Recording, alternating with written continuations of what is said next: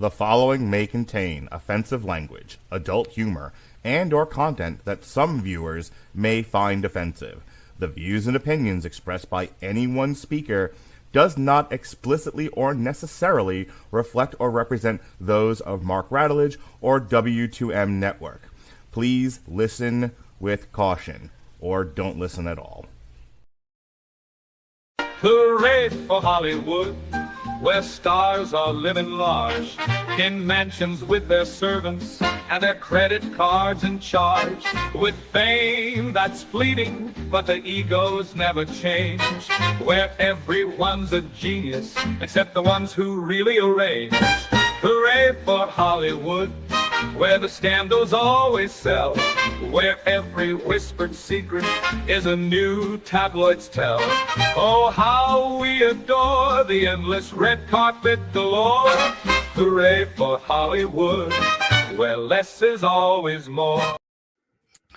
Ladies and gentlemen, boys and girls, children of all ages, you are listening to a Radulich Broadcasting premiere podcast, Damn You Hollywood. And here's your host. He cannot live without you. He doesn't know much, but he knows what you're thinking. And it's about the way we were, Robert Winfrey. Yay! I feel like that was a shot at me not knowing what that song's supposed to be, but It was like several songs there. okay. That was, I think, 4 out of 5 of the Cyrano de Bechamel song titles. Okay. Fair enough. In my head, when I was walking through the kitchen to get a drink and to throw out garbage, I was like, I had one of the songs stuck in my head, as I often do. And I was like, I'm going to introduce Robert this way. Then I forgot the song. Then I went to go look it up really quick because I thought it was How Am I Supposed to Live Without You? And maybe it was, but now I can't find the exact lyric I was going to use to embarrass you. So instead, I just spat out what I did. Mm. That was me riffing. Your intros are not something you should riff. They should be carefully planned. At least more broadly outlined than than the idea stage. Yeah, I mean, well, that said, like, of course I know How Do I Live Without You because it's the love song in Con Air. Oh, is that? It's been a while since I've seen Con Air, so I don't remember it. Oh, you need to rewatch it, preferably with your children, because it is the most ridiculous thing ever. Well, in all of the director-focused triple features that we've ever done, how we've never done Michael Bay, I'll never know. That's not Michael Bay. Oh, okay. Which person did Con Air? Who am I thinking think John Woo did Con Air, actually. No, that's not John Woo. No, you're thinking of Jerry Bruckheimer as the producer because Bruckheimer produced it. There's a really easy way to figure this out. There is, and I'm trying to do it off the top of my head. Con Air was directed by Simon West. Okay. So what Michael Bay movie was I thinking of that was like Con Air? I'm thinking of The Rock.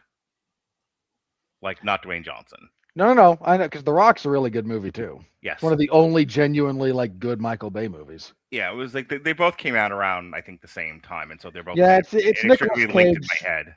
Yeah, it's like Nicolas Cage trying to be a bit of an action blockbuster guy. Yeah. So there's a few of those that came out around that same time where he's doing that, and with mixed results, but Con Air is a great movie. It really is. Dude, you got like him, Steve Buscemi, John Cusack, John Malkovich, Danny Trejo. It's a really tight movie. Yeah. Definitely stood out in its time. Hey, what are we talking about tonight? Well, not a very tight movie, but a sprawling movie, as it were. We'll get into that because we're talking about the most recent release that we've discussed. It is Crime 101. Crime 101 is a 2026 crime thriller, though my son was not thrilled.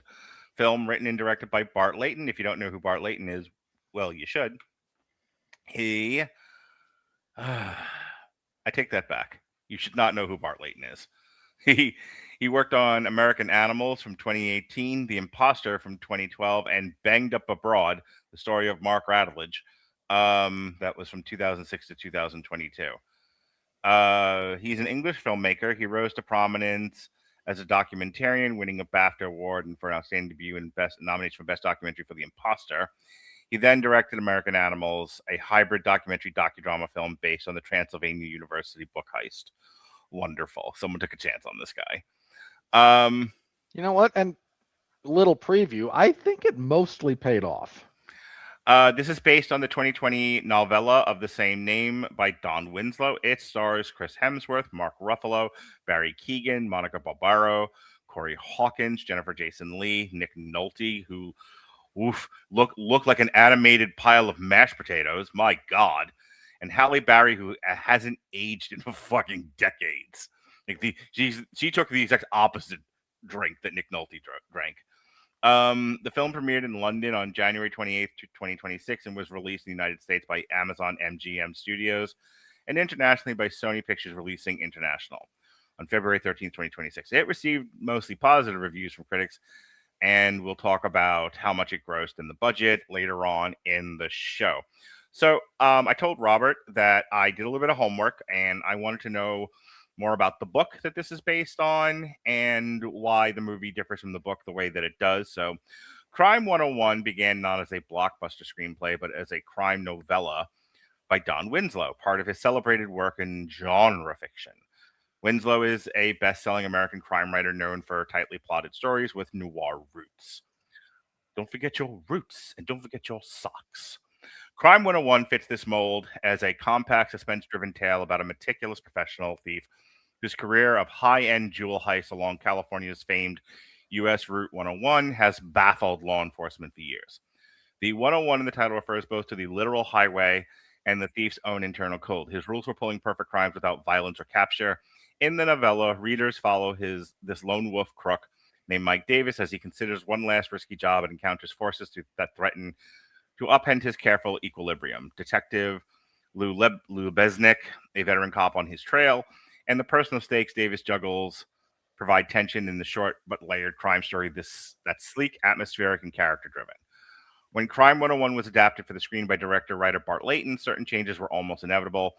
A novella typically runs far shorter than a feature screenplay, so expanding Winslow's narrative into a full-length film about 2.5 hours, boy was it ever, required adding material, deepening character arcs, and sometimes restructuring relationships to maintain dramatic momentum for a general audience, not just readers of the original book. Layton had acknowledged that reimagining a short-form crime story into a long, emotionally textured cinematic narrative posed creative challenges, especially in balancing plot with character development and pacing. One major difference between the book and the movie lies in how expanded characters and emotional arcs are handled. In the film, Mike Davis, played by Chris Hemsworth, is given more relational dimension, including a noticeable romantic subplot with a woman named Maya, plus a partnership with Sharon, who's played by Halle Berry, as a disillusioned insurance broker with her own personal frustrations and ambitions. These developments serve two purposes. They broaden the emotional palette beyond pure heist mechanics, and they offer audiences multiple points of identification. The thief with the secret, the law enforcement figure caught between duty and personal struggles, and the insider drawn into the criminal plan. This ensemble approach goes beyond what the novella's short, more singular focus could explore. Another notable difference is the introduction and amplification of the antagonistic forces in the movie. A volatile criminal named Orman, played by Barry Keoghan, adds external pressure that isn't as central in the novella. This character heightens narrative tension and gives the story a stronger sense of physical danger and unpredictability. Elements that resonate well on screen, but might only be implied or sparingly used in the book's more controlled crime world. Finally, the emotional resolutions and thematic beats tend toward reflection and cinematic closure, such as the detective's choice to let the thief escape under certain conditions and the symbolic gesture of giving away diamonds or possessions, whereas the novella might emphasize the logic and mechanics of crime with less melodrama. Movies, particularly big-budget thrillers, often reward clear narrative arcs and emotional payoffs that satisfy broad audiences, even if they depart from a book's tone or focus. So in summary, Crime 101 started as a tightly wound crime novella, focusing on a single thief's code and a detective pursuit. The film expands that narrative, and we will talk about that momentarily as Robert fills in a plot. Yeah, as mentioned, we follow Chris Hemsworth. We're going to follow Chris Hemsworth, Mark Ruffalo, Halle Berry, and a little Barry Keoghan. We open following Chris Hemsworth on one of his heists, so we get to see kind of how he operates. He steals diamonds from a courier before they can, get to where they're going. He is nearly shot in the process of this, saved only by a older weapon with poorly maintained ammunition and a shaky hand. Yeah, there's a lot that went wrong there. But he survives more or less unscathed. But he is shaken, like, oh boy, that almost went real bad. So he's sort of starting to now get his eyes on exiting his life of crime. Mark Ruffalo is the stereotypical cop with a marriage falling apart. As they all are. Yeah. Who has been sort of tracking this guy. He's like, the last detective in the force trying to do it the right way as everything modernizes. That old trope. And then Halle Berry, who is an insurance adjuster and basically a salesman for an insurance company. She's trying to get a very rich, like a billionaire on board with one of their policies for a bunch of his stuff.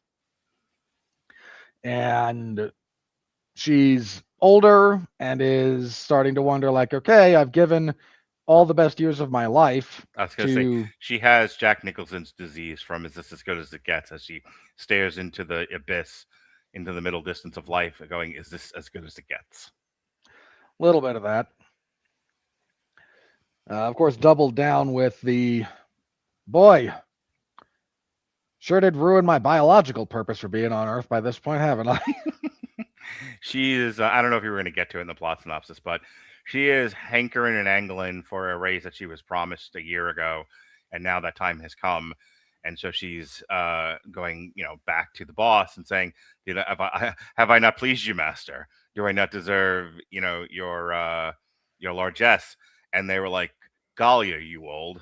I mean, you're still Halle Berry and quite attractive. And boy, you really do, you really do make the phrase "the black don't crack" a thing of truth. But you're still 53, and there's a young white girl over here. So goodbye now.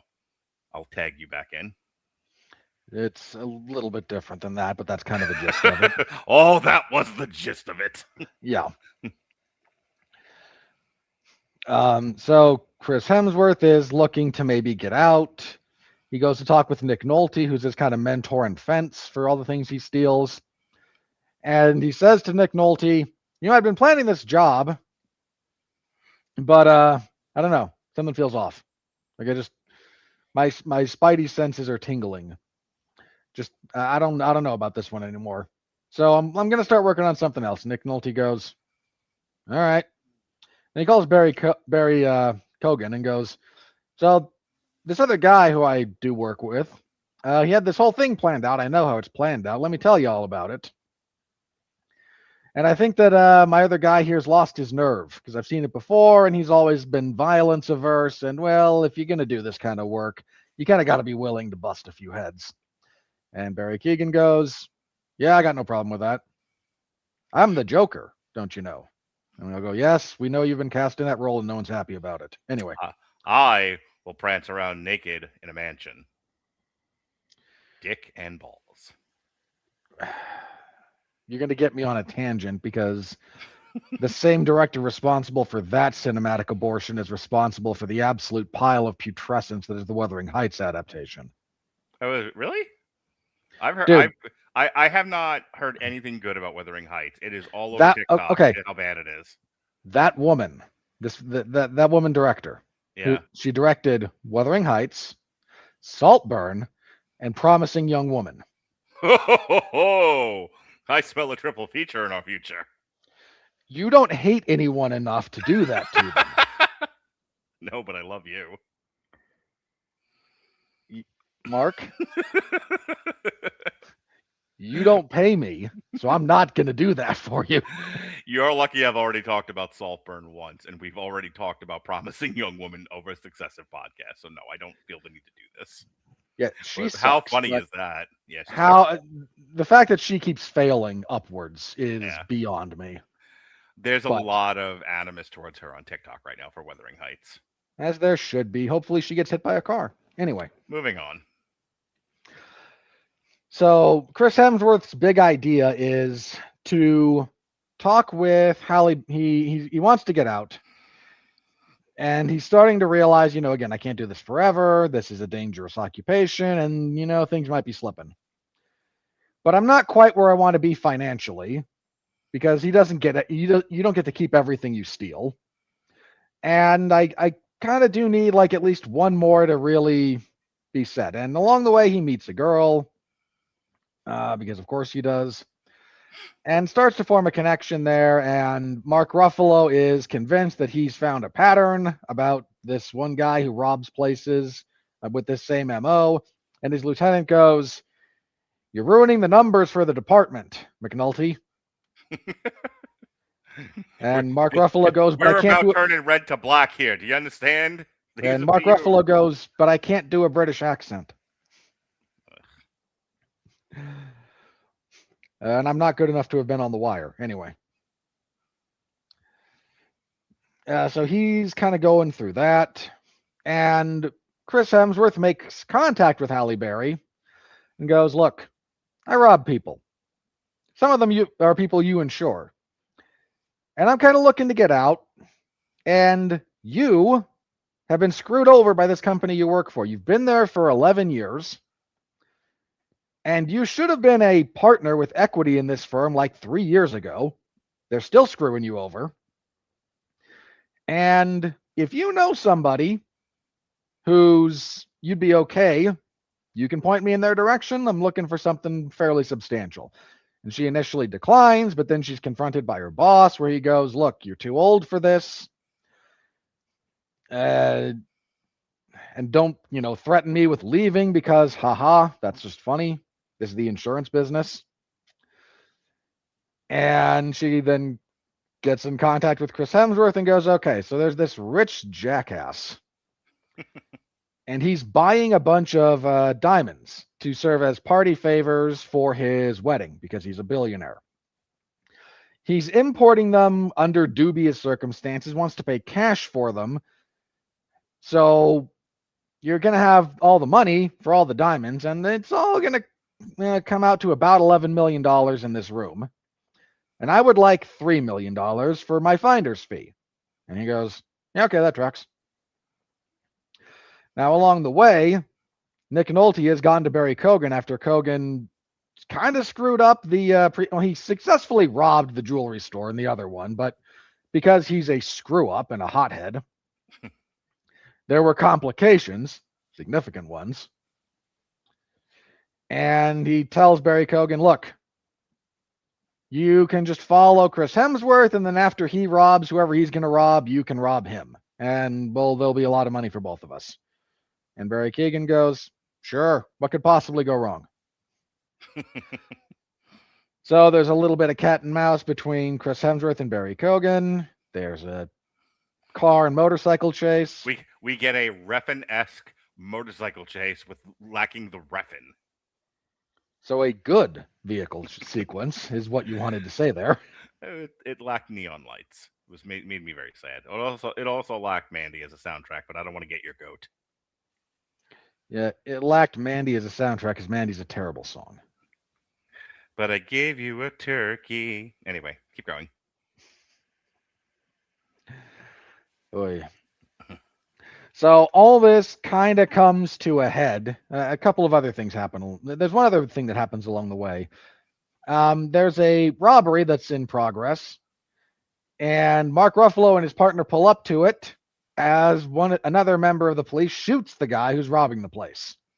He shot him while running away, which is a no-no in the police force. He shot him. You cannot shoot a fleeing. You can tase them. You cannot shoot to kill a fleeing suspect, and you really aren't. You're only supposed to draw your weapon and use it if you're being shot at or if somebody presents as a danger. He was running.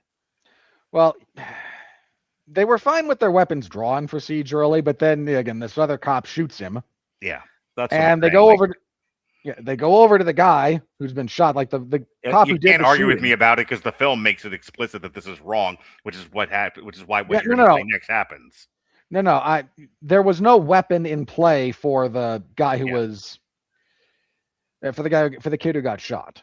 Yeah. So they go looking like, oh no, there's no weapon, and then the cop is in shock because he just shot an unarmed guy. Yeah, well, who was committing a felony robbery, but was not brandishing a weapon. Hang on, making a point. And he's a little bit in shock, so Mark Ruffalo goes over, smacks him upside the head, and goes, "Okay, you go cuff him because you always cuff someone, even if they've been shot, you cuff them because you don't know if they're actually gone or not. You're not a doctor, you're a police officer." And Mark Ruffalo calls in the incident, and then the other cop comes back over and goes, "Yeah, he had a gun, totally had a gun." Mark Ruffalo goes over and like, "Oh, there's a gun in his hand now that was not in his hand when I was over there." That you clearly took it. Like, this is where it gets ever so slightly murky. Again, when I say ever so slightly, I do mean ever so slightly. Like, we're going from crystal clear to still very visible. The gun that is placed in the dead guy's hand is the dead guy's gun. It was just not drawn at all, like in his bag when he got shot. So very clearly not presenting that kind of threat at the moment. But now things get awkward because when they're doing their after action stuff, Mark Ruffalo's like, "Yeah, he planted a gun on him." And his lieutenant goes, "That's not what he said." And Mark Ruffalo goes, "Yeah, of course that's he wouldn't want to, admit to that. That's all kinds of problems." And he goes, "And your partner sides with the other guy." And Mark Ruffalo goes, "Oh." At which point Mark Ruffalo gives up. Pretty much. So they're all suspended, which is not a knock on them. If you're involved in any officer involved shooting, you get suspended while they do the investigation. That's what happens. But Mark Ruffalo's kind of given up on everything now. And so he goes into the evidence locker and he steals some fake diamonds from evidence that used to be they were fake distraction diamonds from the original heist that Chris Hemsworth pulled at the beginning of the movie. He's not planning anything nefarious. Anyway, now everything comes to a head because Barry Keoghan gets all the information for what's about to happen by assaulting Halle Berry. Halle Berry calls Mark Ruffalo and goes, "I've made a terrible mistake." And Mark Ruffalo's like, "Well, look, I can help you kind of fix this." So Mark Ruffalo then poses as the courier with all the diamonds, gets Chris Hemsworth to drive him to the exchange. Hemsworth tries to rob everything, and it's going okay. And then Mark Ruffalo pulls a gun, and he goes, "I'm a cop. Now put your gun down, and you're going to jail." And Chris Hemsworth's like, "No, I'm not putting my gun down, and I really don't want to go to jail. Why are you screwing this up for me?" And then Barry Keoghan comes in with his gun and hides behind Chris Hemsworth because Chris Hemsworth is a large man. He then shoots the billionaire in the back, in the shoulder, and goes like he's going to shoot Mark Ruffalo, and Chris Hemsworth then shoots Barry Keoghan. But Chris Hemsworth, who is very anti-violence, all things considered, then gets all sad and traumatized about what just happened. And Mark Ruffalo goes, "I've become a modern man with the help of yoga. So, my traumatized friend, just go. We have this guy on tape doing a brutal robbery. All of your crimes we can pin on him. All the money's still here. All the diamonds are still here. There's actually nothing really tying you to this apart from what we've seen, and I'll handle this." And Chris Hemsworth just kind of staggers and walks out of the door. And Mark Ruffalo then goes to the rich billionaire who's not happy he got shot. It's understandable. And he goes, "Look, here's what's going to happen.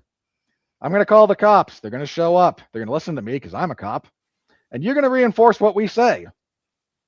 And all your money's still here. All your diamonds are still here. You're all good.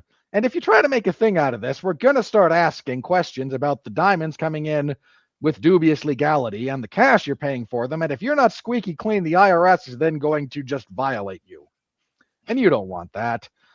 And the rich white guy goes, "I don't know." And his young fiance smacks him and goes, "Why are you this stupid?" This is what you want. Now do as I say, asshole. So all the illegal stuff goes into a safe, but Mark Ruffalo is stolen in the chaos. he has replaced some of the gems from the briefcase that he was carrying with the fake gems that he stole from evidence because he's decided to be a crooked cop. So he's got several $1 million worth of diamonds now, probably about 3 to 5, somewhere in that range. And he then gives them to Halle Berry, who told off her boss and quit because that constitutes a high watermark for this movie. Chris Hemsworth gives him a car because they shared a moment about Steve McQueen movies, and Mark Ruffalo wanted the Bullet Mustang, and Chris Hemsworth had one. And Hemsworth then tries to reconnect with the girl, and everybody gets their happy ending. And I had about as bad a reaction to the ending of this movie as you did to the ending of Send Help. Fair. Well, lucky for you, I'm not going to throw a tantrum because you don't like something that I liked. Not only that. No. Well, let me be clear. Mm-hmm. I like the vast majority of this movie. Yeah, it's literally just the ending that made me roll my eyes. So, my reaction to this movie is that it's fairly well made. It's very well acted. It's kind of a 5 out of 10 for me. As like my son's reaction to it was like, "This is the worst movie I've ever seen." It's like, all right, that's because your son has TikTok brain. Yeah, I was like, calm the fuck down. And we had to have a conversation about slow burn movies. I was like, not every movie is going to be a 1 or a 10. There are plenty of numbers in the middle there that this movie could have been. That's the thing. And the only reason I'm bringing up my son's reaction is it's very easy to call this a nothing movie because there was once upon a time in movies where movies didn't have to be all the things. This is not an all the things movie. This is a genre movie. Yeah. And it's a halfway decent one. It's not great. It's not terrible. It's a halfway decent genre film. I made the Refn joke before because that's what it reminded me of, but Refn is more French noir and a lot of neon lights, and this has neither. So this kind of reminds me of the Eddie Izzard joke about how if any movie makes a bit of business in England, then it get remade in America, but they'll turn the knob and they'll turn it up and rip the knob off. Is more or less the joke. This kind of feels like somebody tried to make a Refn movie, but was like, but I'm not doing the garbage that he does. Okay. There's a much more wide-reaching reference going on here than the obscurity of Refn, and I hate him. Just spit it out in 10 words or less. So this is about the best version modern Hollywood is capable of making of Heat. Yeah. So anyway, which is a sad state of affairs. Yeah, I'll instead of blowing you off, I'll acknowledge that this is a good modern cover song of a Michael Mann movie. It's slow, it's methodical. It asks you to consider character. It's really, other than the one chase scene between Chris Hemsworth and Barry Keoghan, where he's chasing him in a car and Barry Keoghan's on a little motorcycle, and there's a lot of really fun camera shots. There's some interesting chase work being done, and Barry Keoghan smashing into a car and doing it and flipping over was fun stuff. The whole movie does a lot of like shift to POV, shift back again, have the camera follow a guy into a car close up kind of a thing. It's like, it's almost shot documentary style. Like, I'm not surprised this guy's known for documentaries because the movie in places is shot like you would shoot a documentary while still being entirely fictional. The idea of a criminal with a code of honor and ethics, not wanting to be a particularly violent person, he's just kind of in it for the money, is interesting and fun and something worth considering, and that's about it. Halle Berry's character is actually tightly well written, because they could have made her so much more shrill and uninteresting, and instead, could they have? And instead they used some adult restraint, and she's exactly what she needed to be. And if you're going to disagree with that, it's I just assume you just don't like Halle Berry, because there's a little bit of her way of acting in that character that's either you like it or you don't. I happen to like her a lot. I think she's a very attractive woman with pretty exceptional acting skills. And I think because she's another one who has acted in 50 million movies, some of which are very bad. She sometimes gets labeled as sometimes very bad, but I don't think she's bad. I just think she's in bad stuff. If I may just piggyback on that. Sure. I don't think she's a bad actress. Mm-hmm. I think she's not a good enough actress to turn in good performances in bad material in a bad movie. Yeah, and I'll go along with that. And that's a problem. If we're looking at like the arc of her career, it's a problem. It's not a problem here where she has good material to work with. Yeah. Mark Ruffalo is also handled very well, lest anyone accuse me of being racist or sexist. Mark Ruffalo is also an insufferable douchebag in real life. And utterly odious, but a very good actor. And sometimes in it comes out in the characters that he plays. Like he somehow can't turn off his stink in some of what he plays. Here, there's a lot of restraint. And I think he's acting in the confines. Like I'm sure he wanted to be more Mickey 17 than he was allowed to be here. And thankfully the director in this case like held something over his head and went, no. Yeah, he treated him like Damon Wayans and Bamboozled by Spike Lee. It was just like, no, Damon, no, Mark. So I can tell he's acting very, very well against the confines he was given, which is good because that's exactly what this needed. I'm not sure if Barry Keoghan was acting or if someone legit gave him meth and just said go, because I couldn't tell the difference. Which, to be fair, Barry Keoghan doesn't do meth, so great job, buddy. Yeah, excellent job convincing me you're on meth the entirety of this picture. Outside of that, I don't really have a lot else to say. This is one of those where go see it in the movies to support movie theaters, but you're not going to get anything out of the experience more than just going to the movies. I will say this, it didn't beat Wuthering Heights. We'll talk about that in a few minutes, but my theater that I saw it in was full. People are interested in this. So just to the money on this briefly, so let me go with your point. Look, Wuthering Heights is the car crash movie that people are going to see how bad is this. Really, no, this can't possibly be as bad as yes, it can, and it's probably going to fall off incredibly hard. Yeah, this movie got a little bit of steam and a little bit of momentum behind it because it's nice to. I know the way I'm going to say this and how it sounds, but it was nice to watch an adult movie. No, I'm not even going to make fun of you for that because that's what I was starting to get to before you interrupted. This is one of those things where, hey, if you want to go to the movies and see something serious that's well made and well acted, like I don't have a lot of criticisms of this. It's overly long. It's more longer than it needed to be. The stuff with Monica Barbaro and Chris Hemsworth is actually really nice. Like the stuff that she says to him, like, you have no pictures around. There's nothing that connects you to being a human. And then Chris Hemsworth does a really, really good job of being a very broken individual without being all therapy speak about it. Like, oh yeah, like this is what a modern man looks like when he doesn't know the language of feelings, and he's terribly traumatized. Like I have to say, for all the goofy shit that Chris Hemsworth has done, like Ghostbusters or Thor or any of that crap, he's an exceptionally good actor. This shows it. Yeah. The combination of his performance and the score, anytime we're following his character, like I got tense with him. Yeah. That's a very tightly wound individual. And when you get like the hints of his backstory, you start to understand why he behaves that way, because he's hypervigilant and yeah. And I like Monica. Like I have to say, like, the use of restraint with all of these characters, very un-Hollywood-esque. I could see why people would struggle with this movie because you're used to seeing everything in very loud colors. This movie is very muted, but it's muted in all the best ways. Like it reminded me of a movie. It would have fit very, very much at home in the 70s, like the late 70s Dog Day Afternoon era. This is a very, if you don't want to use the word adult, make it sound like porn. It's a very mature movie.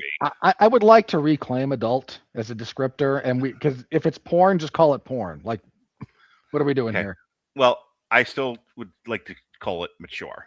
It's a very mature movie. I think the filmmaking process is very mature. I mean, the problem is like mature now is code for adult, which is code for porn. So there's no getting away. I fucking hate you and this generation. I am tired of being newspeaked to death. I don't like it either. That's why I'm saying let's just be completely accurate with our description. If it's not pornography, then it can be adult.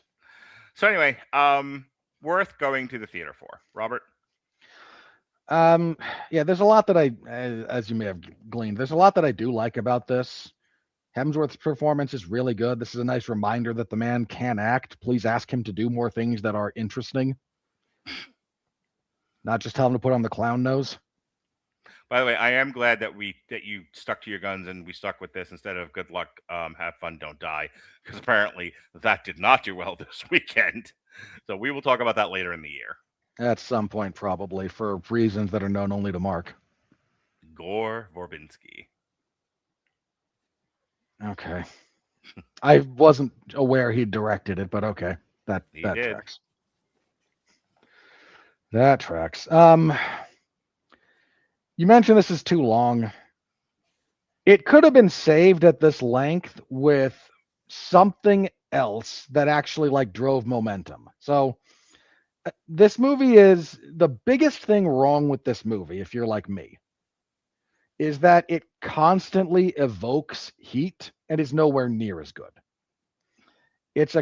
And look, I understand Heat's maybe one of the best. It is one of the very best crime movies ever made. It was the best movie of that year that got completely shut out of the Oscar nominations for reasons beyond anyone's comprehension.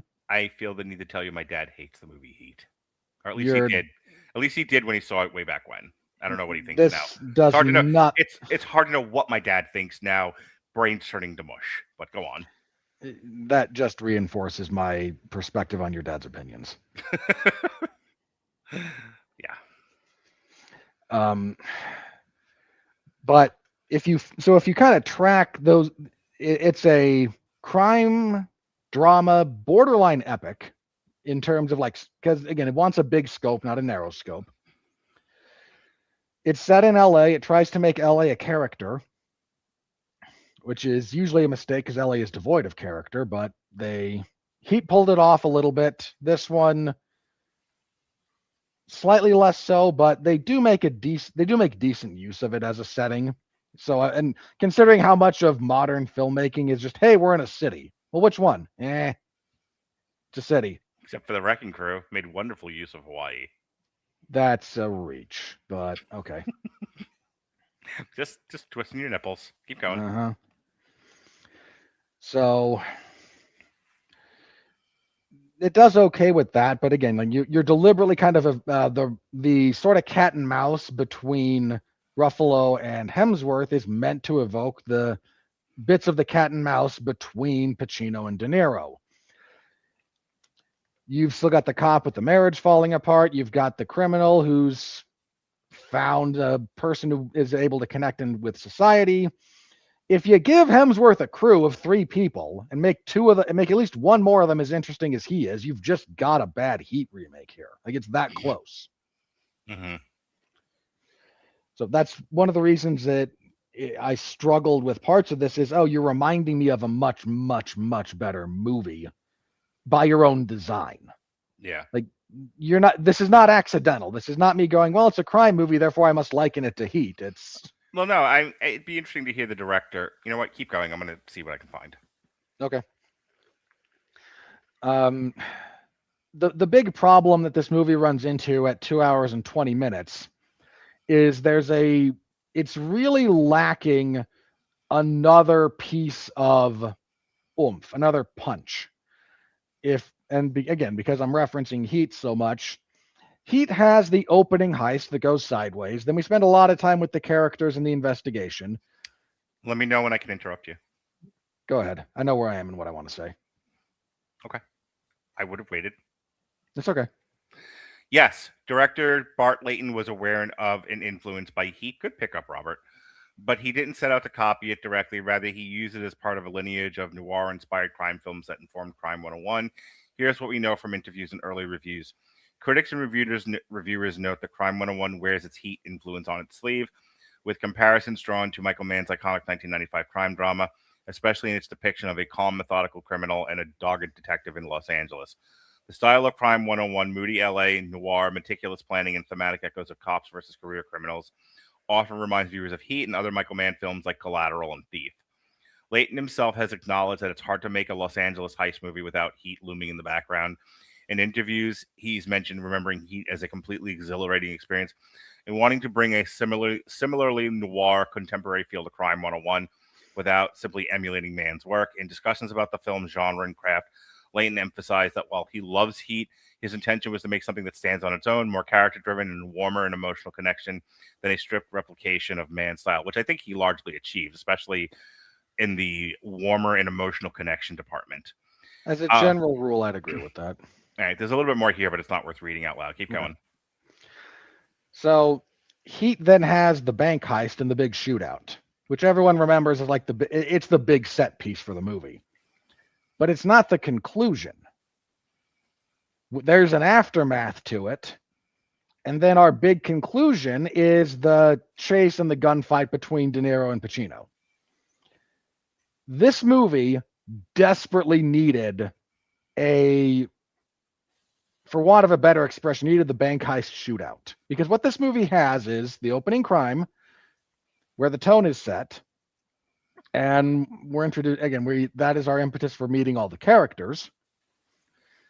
Then the closest thing we get to a punch in the middle is the car chase, which is fine. It's a good scene. But then there's a long time before we get to our final, set piece, and it's the world's weirdest Mexican standoff. Like, there's a big gaping hole in this movie where the shootout needs to be.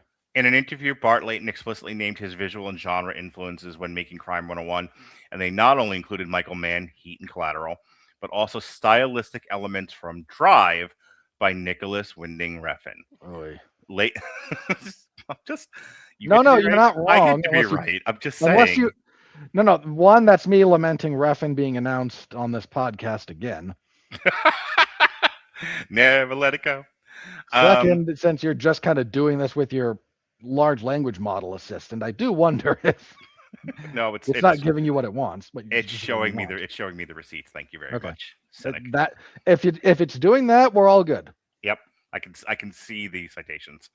Layton said his goal was to evoke a noir feel with deep colors and a contemporary film noir quality, and that the Drive aesthetic informed how he visualized Los Angeles as a character in the story.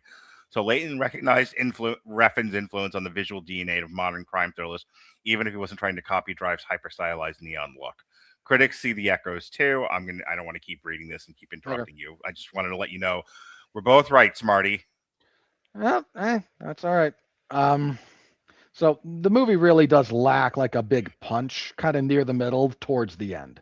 Yeah. And that's a big hole to leave in your movie when it's 2 hours and 20 minutes long. Like, honestly, I think because of the world we live in and the state of the way things are, that gut punch is supposed to be Barry Keoghan punching out Halle Berry, because that would be enough. Probably because that's probably enough for people today.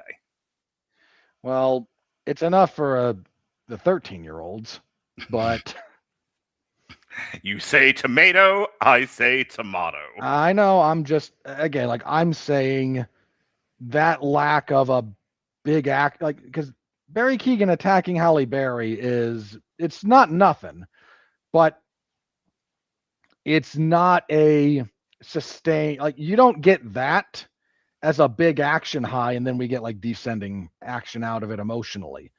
It's a tense moment. It's certainly a good, well shot. It's like I'm fine with it, but that's to get her to talk with Mark Ruffalo. It's more a plot point than it is like, again, a big crescendo of action. And it's just a missing component of what would have really elevated this movie above what it wound up being. So the scene that you're talking about really is the scene of Chris Hemsworth chasing Barry Keoghan on the motorcycle, but that shouldn't have been the only one, and it shouldn't have. Yeah, you needed another one. Yeah, you really needed another one. Got you. Something like that. Yeah. And we didn't get it, so the movie loses a giant amount of momentum. Then there's the conclusion, and this is where this movie lost me. And thank you, Maggie Smith. I appreciate the support. This is someone agreeing with me that it needed intensity like at the end of Heat, which I obviously agree with that. Then my big problem with the conclusion is everyone gets a happy ending. And it comes about in the worst way possible. Chris Hemsworth just gets to leave. Yeah. Mark Ruffalo becomes a dirty cop. Halle Berry gets fired and then gifted a bunch of diamonds for her defense. I can't begin to tell you guys why this I can tell you why this bothers me so much for a couple of reasons. One, this movie tries to point at institutional rot. Yeah. It just does so badly. And because it does so badly, it doesn't actually have the stones and artistic integrity to tackle what that means for the characters. It force feeds them an end around to give them a happy conclusion. We don't get Mark Ruffalo. I would almost tell you it was a studio note. It feels that way. Like they had a bleaker ending in mind, and the studio was like, "Have you seen Red 1? No, that's not what we're doing here, pal. Fix it." So it was like, all right, we want to do an institutional rot ending, but also a happy ending, and they ChatGPT'd it. Well, because how do we arrive at where we... So, again, Halle Berry is screwed over by the corporate structure that she works for. Yep. She then tells off her boss and storms out, and this is like supposed to be half of our emotional catharsis at the end of this. It's a good scene, don't get me wrong, but it's treated like a big part of the crescendo when it's really not that. It's really cringy. That's coming from me. Yeah. Okay. I'm watching this going, ugh. Like I'm waiting for her to get dragged out of the building, and they don't go that far, but which they absolutely would have if this were even the... She'd have been in the box. They would have packed up her desk in. Yeah, it's like that really did need to be sort of how that concluded, and instead she gets to power walk out because women in 2026. Yeah. So that's, again, a little bit of a miss. Mark Ruffalo looks at what the police force is becoming, and he goes, "This, back in my day, you understand, we used to just beat the Irish. Now..." But he is out of time, essentially. He wants to do things an older way. He's running up against what the modern policing looks like. And then his partner goes bad and is willing to go along with, again, a officer lying about shooting a guy, which seems like a big deal. And the resolution to all of this has nothing to do with tackling, again, bureaucratic institutions within either the insurance industry or corporate America writ large. Has nothing to do with police unions, police trust as it relates to the city. Pressures from above, pressures from below, none of that gets addressed. Chris Hemsworth faces no serious consequences for his life of crime because he was a traumatized child, and we just feel bad for him. And the solution to all of this is it's okay to steal from the rich white guy. Yeah. If you're willing to face your trauma and make amends. Because Mark Ruffalo gets to fuck the police force and gets a car for his troubles. Halle Berry gets to fuck the insurance industry and gets rich in the process of doing so. And Chris Hemsworth gets a pretty girl. That's it. That's the movie. And again, the morality of all this is, you know what? None of the actual ideals are worth standing up for here. None of these characters actually see through their commitments to themselves or their character arcs. It's a bleakly cynical movie. The ending is meta-cynical. And it's all okay because the rich white billionaire is kind of a douchebag, so Mark Ruffalo can steal from him. And it is the most stupidly hypocritical liberal thing in the world that the only thing that makes everything better at the end is stealing from the rich white guy. Yeah. That's where we are. But I'm sure, given today's day and like you and I are booing that, and rightly so, but I have to tell you the vast majority of people are perfectly fine with it.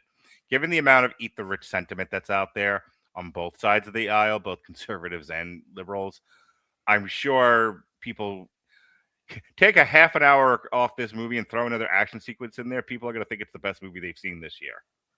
By December. Yeah, probably. Anything else? That's, again, just a very sad state of affairs about where we are when it comes to all of this. And my gripe with this versus my gripe with the ending of Send Help is the ending of Send Help is deliberately comedic. It's a joke. You're supposed to laugh at it. This is played straight. This is sincere. This is, oh, look, this guy got defrauded. This good cop went bad. This career criminal got away with everything that he wanted apart from the last payday. Halle Berry gets a bunch of illegal goods that she magically knows how to turn into cash. And this is supposed to be like cheer. Literally, Mark Ruffalo drives off in the Bullet Mustang as a bright white light engulfs the screen. And they all went to Amsterdam. I'm sorry. This is the most cowardly, cynical ending possible for how this was like. I was with this movie. This is the other thing that bothers me. Like, I was disappointed by the end of this. The ending. You keep comparing it to Send Help because we had a very contentious podcast, or as what did Chris Bailey call it in the I don't chat? remember. It was like the end of civilized podcasting. Whatever. That is a pinch and tickle fest between me and you. I don't know. Yeah, what dude, we've had some serious knockdown dragouts. That wasn't one of them. No. That was, you may be losing patience, but you're entitled. No. My problem was with the entirety of Send Help. I thought they were. I don't want to relitigate that review, but you were like, "This is the old." I was having the greatest sex of my life, and then at the end of it, right before I came, she said, "It'll get off me." I was having a bad time with Send Help almost the entirety of it. You know, That's there are other movies where I'm with you, where it's like it's the best sex ever, and then it'll get off me. And we've talked about that. It's just not Send Help. Send Help, I struggled with the entirety of the time, and I said as much. No, I'm not just talking about your take on it. I'm talking. I'm comparing and contrasting. Like, was I okay with the borderline cynical ending of Send Help, which is just yay, she gets everything she ever wanted, versus the ending of this one where yay, all the characters we follow get their happy endings. Yeah. Like why did Send Help not bother me? Because I viewed that whole thing as a joke and a kind of, again, satirical commentary on that trope to begin with. This is not that. I would love to see these movies redone without the studio notes, and just to see what the author's intent was. That's it. Yeah, I could get behind that. Because this is now becoming such a pattern that now I'm interested in what the pattern would look like if it wasn't the pattern. Yeah. So because I feel like there's a version of this movie where at the end Barry Keoghan just storms in, shoots everybody, and takes the money. Well, I was thinking as you were talking about it, I was like, I feel like this is a better movie if Barry Keoghan comes in and shoots Mark Ruffalo. Yeah. And then Chris Hemsworth, like he shoots him once, but it's a Mr. Orange, it's a shot in the gut. He won't die from that. But then he goes to shoot him in the head, and Chris Hemsworth shoots him in the back of the head. Like I already don't like violence. I just had to do a very cowardly thing. And then he does kind of an Omar from The Wire, and it's just like, you come quick, send an ambulance. And then Mark Ruffalo kind of thanking him for saving his life. Basically, he was just like, take the money and go. The real culprit is gone, is dead. Where I'm gonna tell the billionaire, and the wife is going to tell the exact same way. Everyone tells the billionaire to shut the fuck up and bend over and think of England. And Chris Hemsworth gets away with the money. I think that would have saved it. It would have helped. But yeah, it is what it is. All right. If nothing else, then let's just move on. I don't no need to be here. Yeah, I'm kind of with you. Like, this is a pretty solid 6.5 out of 10, somewhere in that range. Yep. All right. Hang on. We got another comment here from your friend. It wasn't even a Mustang. It was a Camaro Chris was driving earlier. He should have been driving a Shelby Mustang to make a sensible connection to the conversation about Ruffalo wanting a Mustang as a kid. Good pickup. True. I thought it was, I thought it was a Mustang.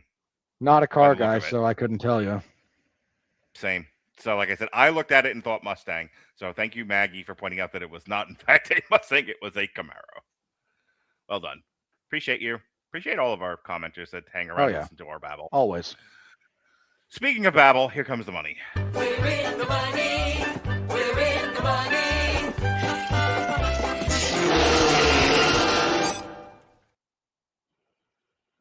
I know Robert. I walked with him once upon a dream. On a budget of $90 million, the box office for this was 29.8. Yeah, it's gonna struggle.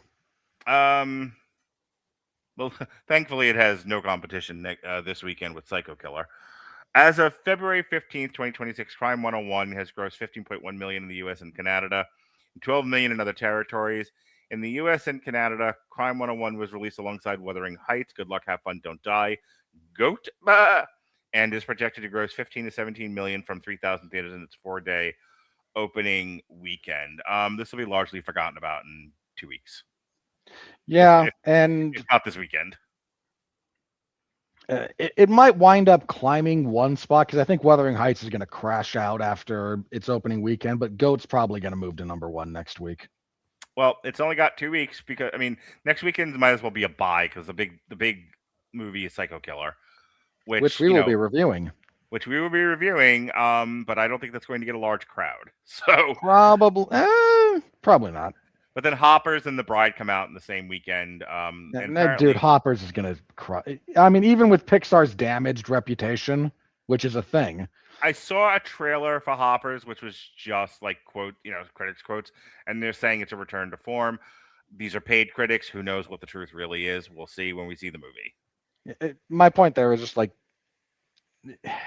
there's not a lot of good family stuff out there right now. Goat's not. Yeah.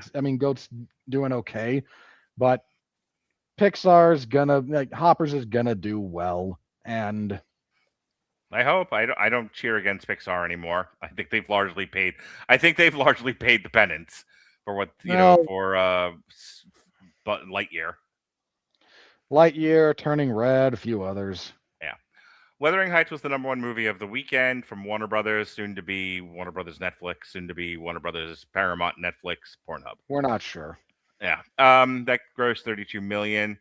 Goat by Sony, that's $27 million. Crime came in number 3 from Amazon MGM Studios at $14 million. Send Help dropped in its third week, dropped from 1 to 4. Wow. It stayed number 1 that long. Good for it. Dude, what came out? Fair. Solo Mio dropped from 2 to 5. Zootopia stayed at number 6. That's back in theaters. Good Luck, Have Fun, Don't Die from Gore Verbinski and Briarcliff. See, so part of the reason why I didn't insist we do this instead of Crime 101 initially was because if it was Briarcliff, I did not think this was going to get a wide release. And because Robert lives in the mountains that he doesn't want painted, I am very careful to not suggest stuff from like Neon, A24, Briarcliff, some of the other independent studios, because I'm afraid he's not going to be able to see them, and I don't feel like having to redo a show at the last fucking minute. So, but I'm interested in what this movie is, and we will talk about it at a later date in the year. It's a man who allegedly comes back in time to warn people about the horrors of AI, because this is all we're doing now. Yeah. Avatar, Fire and Ash, still in theaters after 9 weeks, is maintained at spot number 8. Iron Lung dropped from 3 to 9. So I'm hearing this Dracula from Vertical Entertainment is the worst thing anyone's seen this year so far. No, because Wuthering Heights came out, which is now the worst thing people have seen. That Dracula version is probably not very good either, but I don't know if you had heard anything about this. Mixed, but the people are like, no, it's actually okay. Tend to be the, contrarians for the sake of contrarians. Fair. The Strangers Chapter 3, which nobody will see, dropped from 7 to 11. Nor should they. Nirvana, the band, the show, the movie, debuted at number 12 from... I'm going to ignore you and just think about the article that I sent you. And that's all I'm going to say about that. I don't care. I know you don't. I know, Grumpy Pants, and I was trying to move past it. If someone did, in fact, kill Kurt Cobain, I would like to send them a gift. They did the world a service. You are an absolute ghoul and a monster. Anyway. No, I just hate grunge music. Whatever. The Housemaid dropped from 12 to 13. Cold Storage debuted at 14. The Mortuary Assistant debuted at 22. Oh, what a terrible idea that was. That's based on a video game. It's actually kind of scary. And okay. My Father's Shadow from Mubi debuted at 35. that would also be the Mark Radulich biography, the third volume.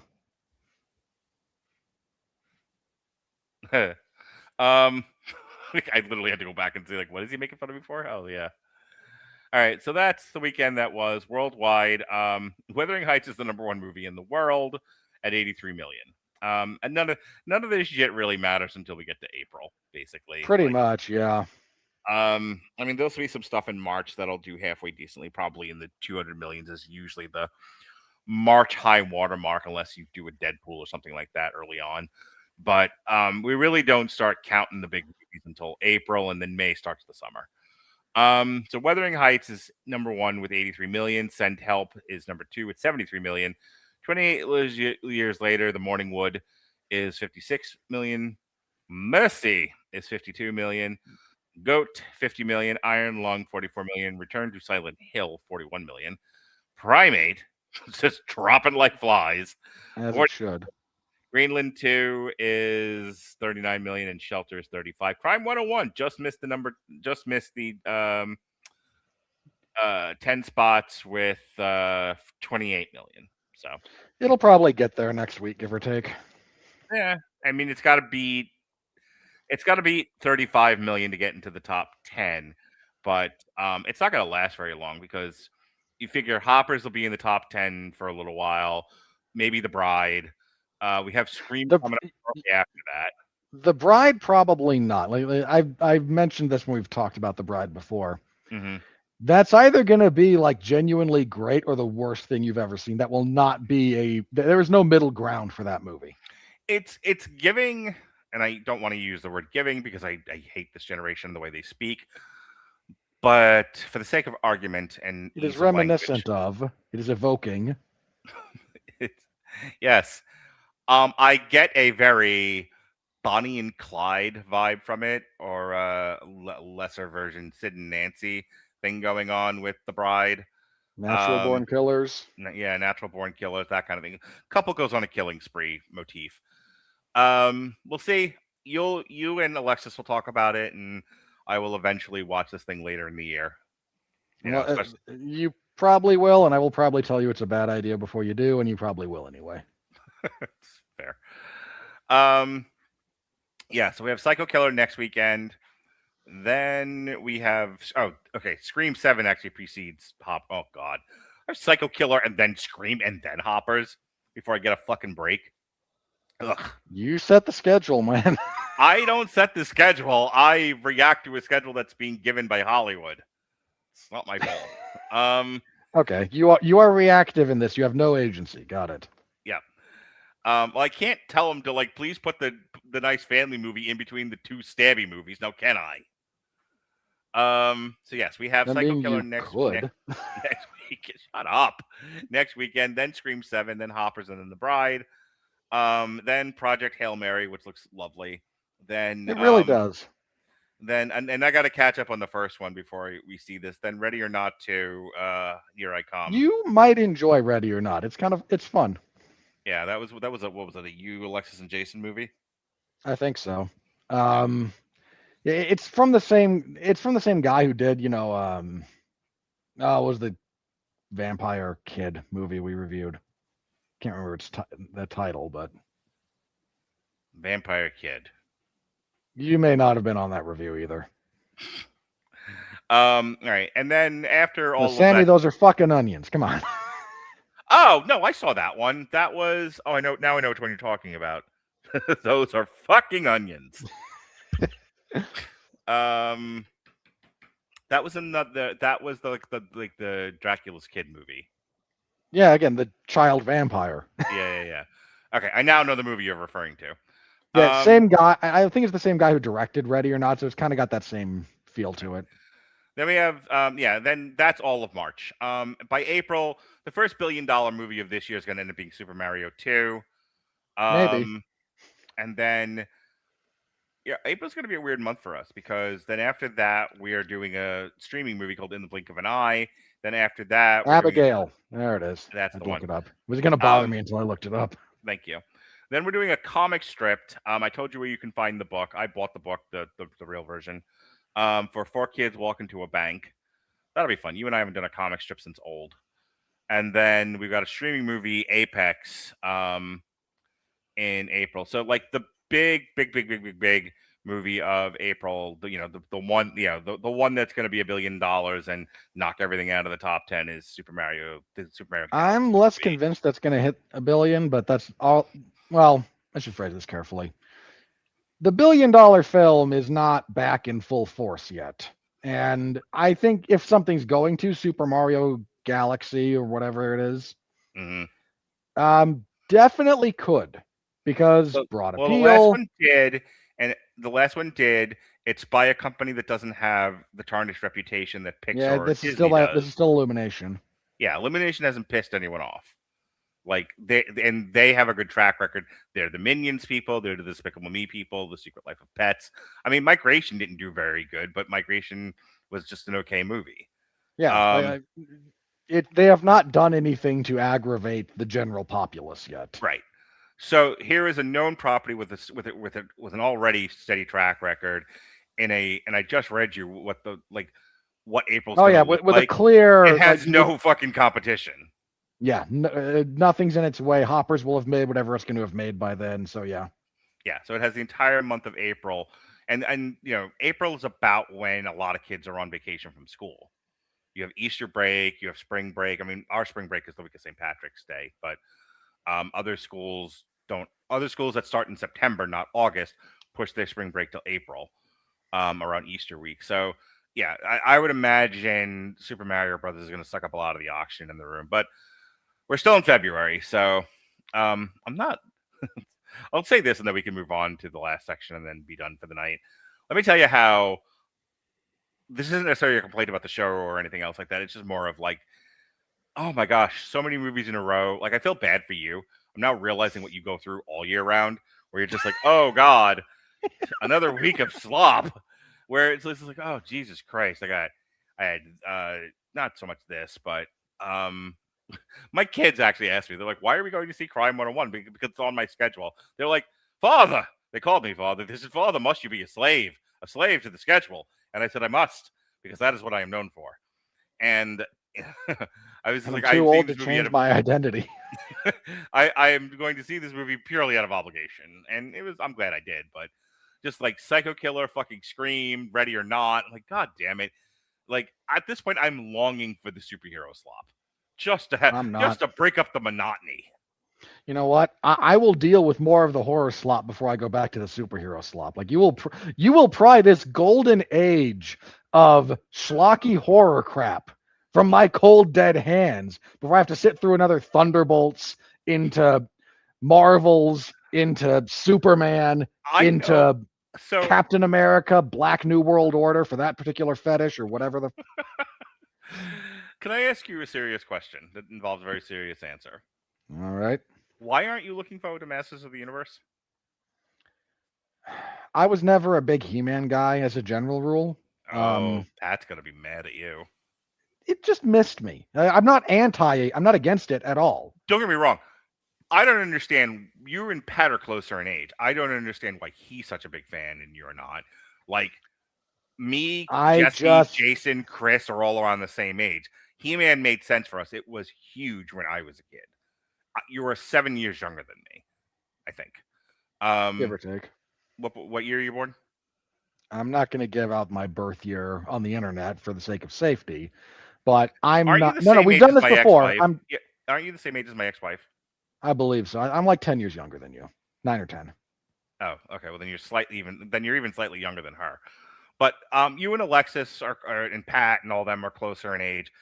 Jesse, Jason, Chris, and I are all kind of in the same cohort. We'll give it take a year or so. I know me and Chris are like the two oldest guys in the group. And He-Man. So I'm of cartoon watching age when you're like 4 or 5. I'm 4 or 5 in 80, 81. He-Man is like, it's He-Man, Transformers, G.I. Joe Thundercats are the biggest Yeah. things out there, and the next tier below that is all the anime bullshit. At that time, that wasn't considered anime, but it more or less was, which was Voltron, Silverhawks, etc., etc. And at the time, like I said, He-Man was huge, and it would be huge till about the mid '80s. Hence why you had the one attempt at doing a He-Man movie that sucked balls. So I Yeah, get be nice that. to Frank Langella. He does a good Skeletor. I get why, like, you are saying it didn't hit you the way that it should have. What confuses me is why it hit Pat the way that it did, seeing as he's around your age. Would have been, I think, access to television at the time, as well as Mhm. what's passed down. Like, I'm the oldest kid in my family. Mm-hmm. So if I, hypothetically, if I had an older brother who was, say only like 4 years younger than you, give or take, Mm-hmm. would have probably introduced me to He-Man when I was a little bit younger. Right. And so there's a little bit of like the generational trickle down there. And because I kind of just fell into what I fell into when I was, for a number of reasons, like you know this, like you and I came of age around the time when what our parents liked as kids was not applicable to us for a number of reasons. Sure. So if you're about our age, you kind of just fall into whatever the marketing you fall into. But Yeah. Well, that's what I'm saying. Like, now that you're saying it out loud, I thought there was a different reason you were into He-Man. I didn't realize it was just like, oh, I didn't like it. It didn't really touch me as a kid because it's gone by the time you're of TV watching age. It's something more or less like that. And I didn't have a lot of the toys. Mm-hmm. So it just wound up missing me. I don't have anything against it at all. I appreciate, this is going to sound stupid, because as corny as that show was, even for its own time, just having something out there that is like unabashedly positively masculine, I think is a net good. And if this movie's willing to, I currently have the theme in my head. I am Adam. I have the power. Like that whole, it was that whole like. I don't have fond memories of much of my childhood. It sucked, but I have fond memories of that. I remember very much like appointment viewing TV was He-Man, G.I. Joe, Transformers, Thundercats. Yep. If it was on, I was watching. I even watched when the little bit that it was on. I even watched the original She-Ra show because I liked He-Man, and as girly as She-Ra was, it was like a masculine feminine show. It was good enough for me. As an aside, I also watched nowadays all we have are feminine masculine shows. True. As an aside, I also watched Gem and the Holograms, but only because it was half Bigfoot and the Muscle Machines, and I needed to make sure people understand that about me. I was willing to wait for the Monster Car show to, I was willing to sit through the girly rock band show to get to the monster trucks. Yeah, God, this is something that for the younger people you don't understand, and I need to explain this to you. If you missed an episode, you missed it. Like anything you missed when it was just terrestrial broadcast, you missed. There was no streaming. There was no TiVo even, like you couldn't pause it. You watched it when it came on, and that usually meant to avoid missing the start of your show, you'd watch the back half of whatever came before it. Yeah. No matter how stupid it was. Well, that's the thing. It's a 22-minute cartoon of which 11 minutes were Gem and the Holograms, and the other 11 minutes were Bigfoot and the Muscle Machines. Yeah, and when you got to those things, that's just what you did. Like, I don't care about this, but I care about the other thing, so I suffer. Weird time in cartoons that was, because you have hyper masculine, very boy-centric shows like the ones I've mentioned now a few times, but also fluffy animal shows, Shirt Tales, the Get Along Gang. You remember these? Yeah, a little bit. You also get Sailor Moon breaking in around this point. Later, around more your time than mine, but like I'm thinking of like the early Saturday morning cartoon era. Oh, you also you get this is a weird one, but like you get the original My Little Pony show, which is nothing like the current iteration. Oh, not even close. You know what you also get around this time? Because Atari's a big thing. Around the mid to late 80s, you start getting video game adaptations. So you get Odd Kangaroo. ones, but yeah. Yeah, you get Kangaroo, Bingo, Bango, Bongo, Kangaroo. You get that one. I don't know if you remember the boxing Kangaroo. That was that show. There was, I believe there was a Super Mario Brothers cartoon. There was. Yeah, there was a Didn't couple have more. Bowser, had King Koopa. That's right. That's right. There was a couple of others that was like based on Atari games back then that are now escaping me. But there had to have been a Donkey Kong, like a Diddy Kong show. No, actually. Diddy Kong doesn't come along until much later. Or Donkey Kong and Son or something shit like that. I don't think there was. There's a couple of different versions of Sonic cartoons. That's later. Yeah, than the era that I'm thinking Yeah. of. There was a Mr. T cartoon. Oh yeah. There was the wrestling one. Oh yeah, Hulk Hogan's Rock and Wrestling Connection. Yep, that was a thing. Oh, I watched, just for the shits and giggles of it, I watched 1 or 2 episodes back, when my kids were younger, when it was available on Netflix or whatever it was. Oh, the voices on that show. Ooh, Yeah. makes the new iteration of Kermit the Frog look positively on point. Yeah, because Vince McMahon was never gonna let somebody off the road to do voice work. Mm-hmm. And sadly, if you can't do a Macho Man Randy Savage, Yeah.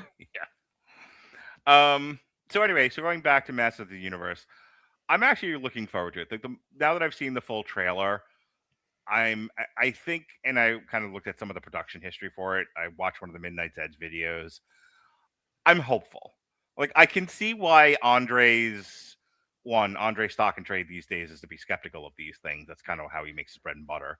But, well, not only is he rewarded by that via the algorithm, it's not like Hollywood's done a lot to earn our lack of skepticism these days. fair. Based on the trailer and what I've seen about the most recent production history, I have high hopes for this. I'm not saying it's going to be Gunga Din. I'm just saying, the Shawshank Redemption. Also, the sword looks like it was, bought in the cheap crystal shop. But I'm willing to forgive them for that. I'm excited for Master of the Universe. It is one of the few summer movies I'm actually genuinely looking forward to. Because I said all of that to say the following. The only reason I am at this point looking forward to Supergirl besides Lobo is I need a fucking break from every movie is people being disemboweled, which I know is like you're and Alexis's thing, and it's fine. And you're like, as you said, you will never take the horror movies from my cold dead hands. But I don't know if you know this or not. You and me are not the same. I'm aware of that. Look, I'm just saying, if we get good superhero movies again, like, I'm fine with that. I would welcome a good superhero movie to, like you said, cleanse the palate, a little bit of variety in all this. I'm fine with that. Yeah. But if you ask me, would I rather watch a horror slop movie or a superhero slop movie? At this point, brother, that's not a contest. Yeah. Well, sure. I'm sure given a choice of Psycho Killer and Supergirl, it's Psycho Killer 10 out of 10 times. It's asking a lot of it. You're not the one asking. It was my choice to do the schedule, and we are following Hollywood's release schedule.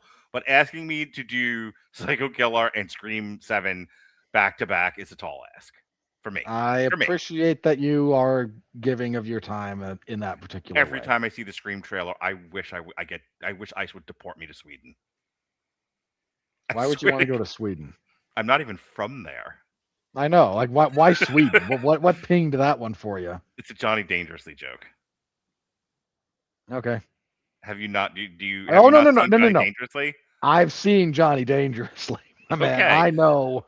When they deport Maroney, the paper comes up and it says Maroney deported to Sweden, and then like underneath the bold print, it's like I'm not even fargan from there. I forgot they deported him. I forgot that was the resolution to that. Yes. But before Joe Piscopo becomes the main villain. Yeah, I have seen Johnny Dangerously. I have laughed at Johnny Dangerously. It is, believe it or not, one of my mother's favorite comedies. It's excellent. It's one of those I really do need to sit down with my kids and watch. Like this. You know what? When we do a triple feature of like that genre of comedy, because That's not Mel Brooks, but it could have been Mel Brooks. Actually, I'm now curious who fucking did. It might be Mel Brooks. No, it's not Mel Brooks. I know all of Mel Brooks' movies. Johnny. Yeah, but it's a very Mel Brooks movie. Oh, absolutely. Johnny Dangerously was directed by Amy Heckerling.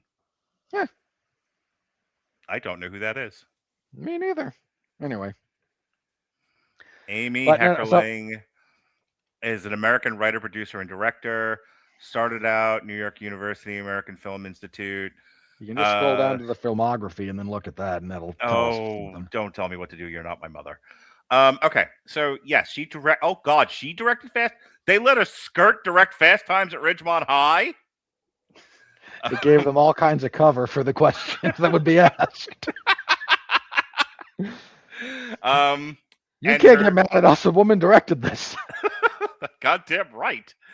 Anyway, so yeah, her feature film debut is Fast Times as a director is Fast Times at Ridgemont High. Her second movie is Johnny Dangerously. Why aren't we doing a triple feature focus on this lady? Find two others. I'm just going to read the whole thing to you. Please. National Lampoon's European Vacation. Look Who's Talking. Look Who's Talking 2. Look Who's Talking Now. Okay, Look Who's Talking Now. She just produced. She didn't write or direct that one. Clueless. Night at the Roxbury. Oh, no, I take that back. She only produced Night at the Roxbury and Molly. Loser. I Could Never Be Your Woman, the story of Robert Winfrey. And boo. And Vamps. I would totally do. Did Clueless ever get a sequel? Yes, I want to say. Spin-offs. I don't think it did. Here, let me see. Clueless 2. It might have had like a direct to VHS one. I feel like there was something else done there. There was a series. I might be thinking of that then. Yeah, there was an ABC series called Clueless. It lasted 62 episodes. Oof. Okay. Yeah, there was a sequel to Clueless. It's Legally Blonde. I would totally do Fast Times at Ridgemont High, Johnny Dangerously, and Clueless as a triple feature of this woman's work. You know, if we can ever figure out how like the actual format for a director focus series that we might want to look into, then she definitely would qualify as someone we should talk about.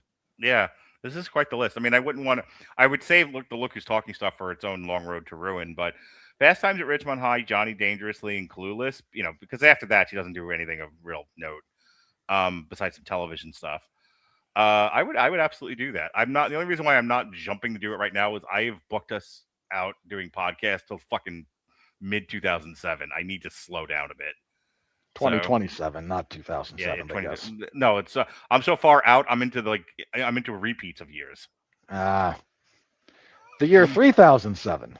Yes. All right. With that said, now that everyone's got to witness us do some planning for future podcasts, how about we do the critical review?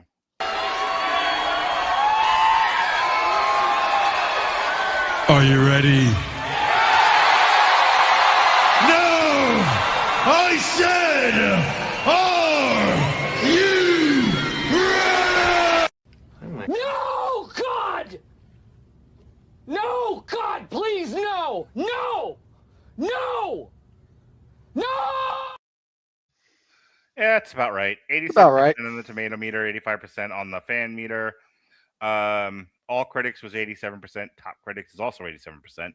Verified audience is 85. All audiences is 81. Fair to Midland. There's a 4% drop there for people who don't have the attention span to actually like watch a movie. Or children who shouldn't have been there in the first place. That too. That's a thing. No, the AI didn't write anything this time. We don't have an AI synopsis of the things. Okay. All right. Let's get into Brittany Frederick of TVBrittanyF.com. Crime 101 has an excellent roster of actors led by Chris Hemsworth and Mark Ruffalo. Oh, what? Halle Berry doesn't count? But the movie's ponderous pace and lack Mark, of she's here for the eye candy. Take your shirt off, you Australian son of a bitch. She yelled at the screen unprofessionally. I would assume. The future ex-Mrs. Winfrey, Carla Hay of Culture Mix.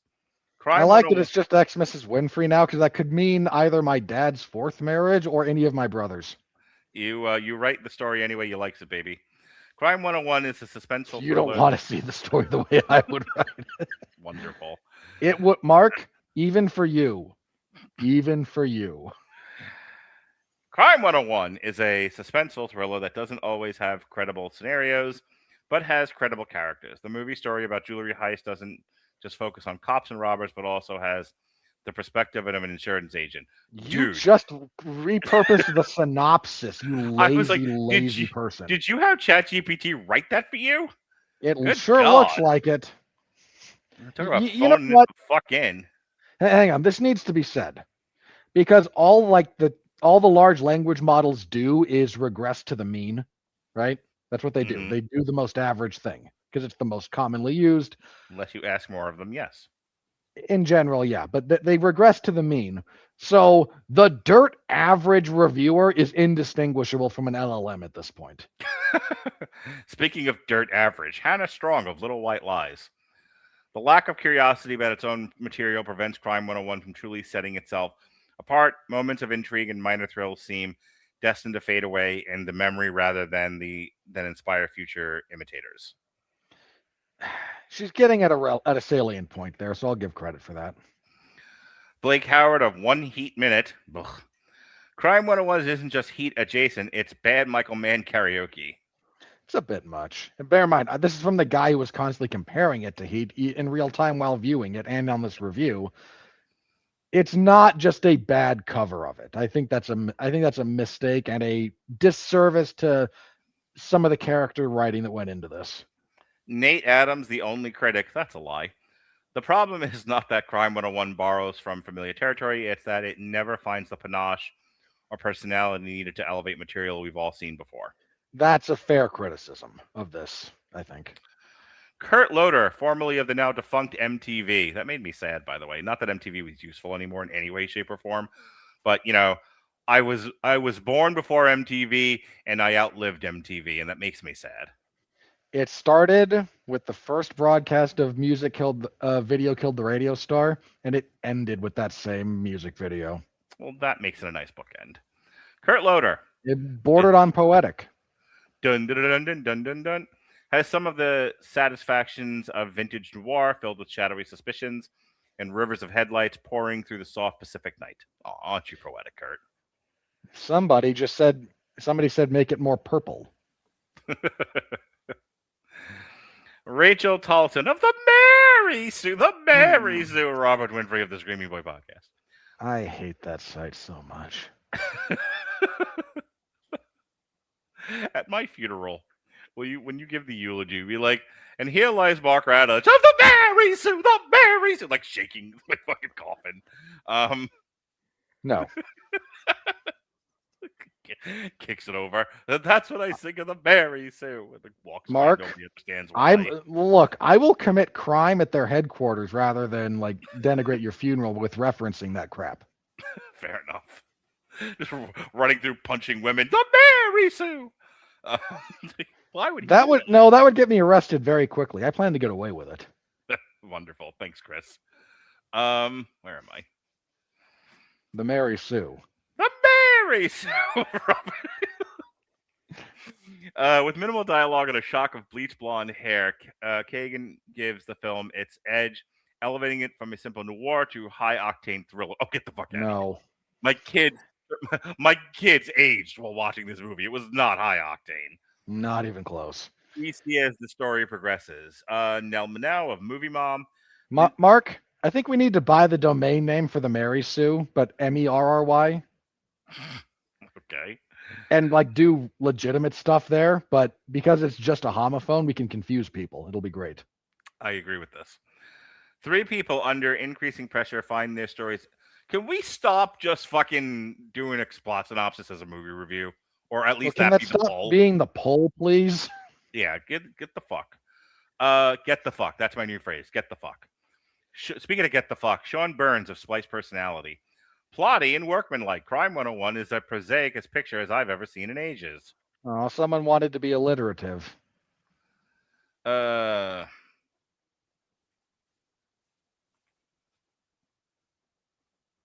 Speaking of Nice. illiterate, JeremyJohns.com.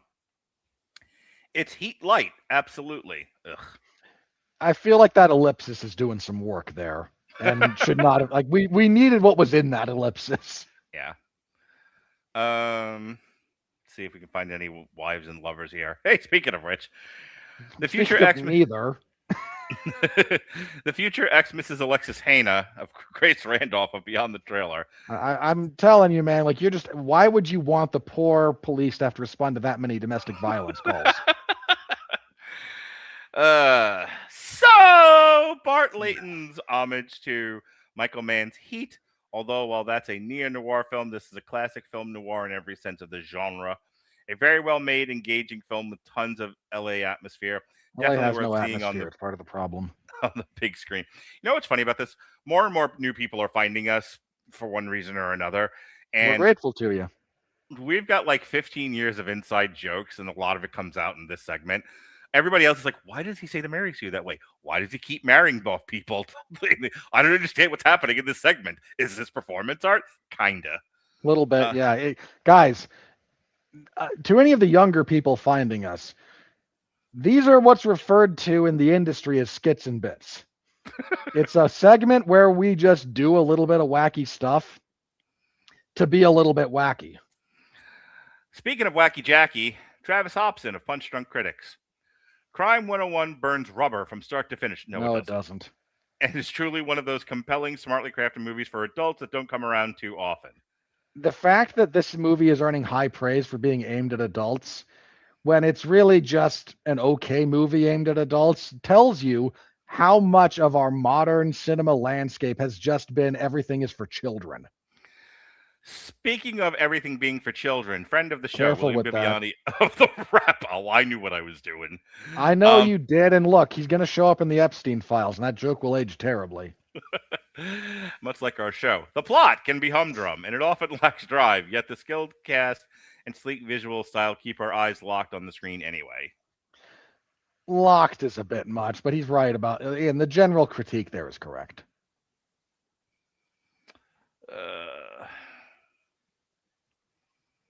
Alrighty. Well, that's that. Ho-hum. Next week is Psycho Killer. Poor Mark. Everybody, like the stream, please. Like, comment, subscribe, interact with the product a little bit, because Mark has to watch Psycho Killer, and he's going to hate doing that. Yeah, So I know Jonas is going. He wants to go see it. You should probably not let your 13-year-old son see Psycho Killer. He'll be 12 in April. Lily, I think. Okay. Definitely don't let the 11-year-old see Psycho Killer. The 15-year-old girl, however, is on the fence about it. She was like, well, I have to check the parents' guide, which means she's a more responsible parent than I am.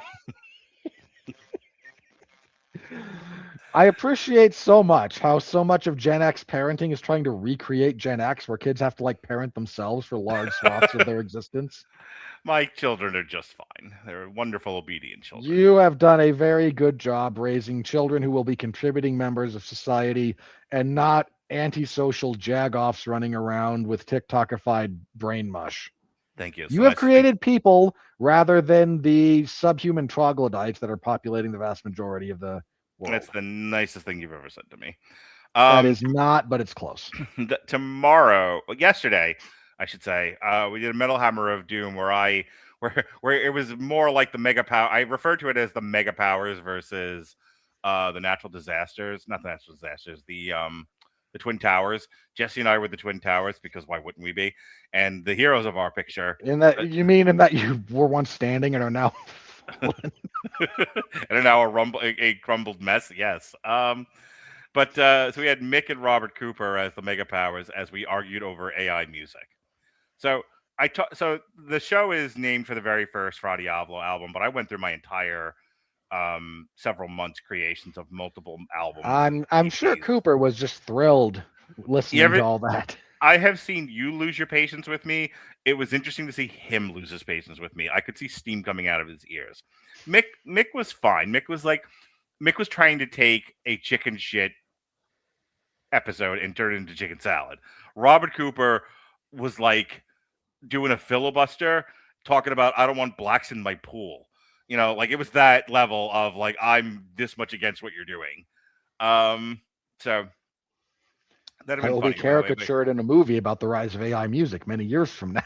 he was the Strom Thurmond of AI music in that whole podcast. Well, that's a reference that no one else is gonna get. Well, I said I don't want blacks in my pool. And No, I again, I'm with you. I get the reference because I'm historically literate. Well, when I said it, I couldn't remember Strom Thurmond, and then I did, and I doubled down. See, That's fine. That's fair. But I had Jesse there to back me up, and he was just like, "Everything that you're doing is wonderful. You should talk about it more." You could just see fucking Coop look for his gun. So if you'd like to hear the second most contentious podcast I've done this month, listen to the new Metal Hammer of Doom, where I try to convince two Gen Zers that they should fucking get more into AI Is music. Coop really Gen Z? I don't know. He might as well be, though. I feel like he's just a young millennial, right? I think he's a young millennial, yes. Speaking of young millennials, Alexis Hana will be reviewing Fallout Season 2 tomorrow. Alexis Hana, not a young millennial. She's like my age. But you're both millennials. Yeah, Season on the border. Season 2, Sports Night, myself, Gavin Napier, and Jesse Starcher. And then this Thursday, we continue our look at black cinema, black as night. We're looking at the Book of Clarence, the American Society of Magical Negroes, and They Cloned Tyrones. None of those are good. The aforementioned Psycho Killer will be a week from tonight. A week from Wednesday, speaking of AI slop, myself and Jesse return to sessions, and we will be compressing the BoJack Horseman podcast that you and I did, which I'm so very proud of, into a Johnny Cash song about depression. I feel like there's a lot of those. By the way, did you like the album cover? I feel there's a better version of it that could have been made. In general, yes. Okay. The initial version of it, the horsey doesn't have a hat on.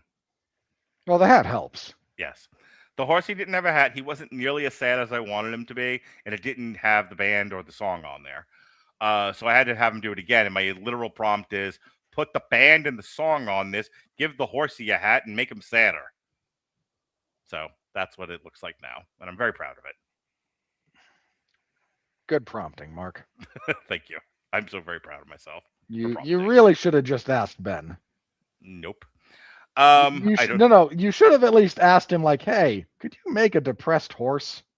Could I make a horse depressed? I suppose if I had enough time. Speaking of depressed horses, we'll be focusing on Denzel Washington a week from Thursday.